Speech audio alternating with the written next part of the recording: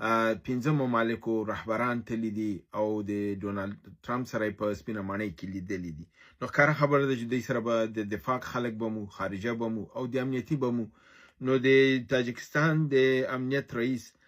سید مومن یتیموف دا وایي چې موږ کله د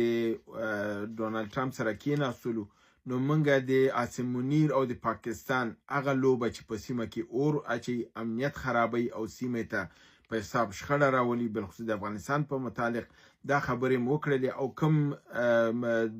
دماغ د ډونالد ټرمپ چې عاصم منیر خپل په چال او فریب سره غولولی او انځلی او د هغې سره د پیساب د کوشش کړی چې هغه فریب ورکړي، د هغې نه امتیازات واخلي او پیسې دی وایي چې موږ هغه شی بیرته وینځه، هغه م لرې که او د دې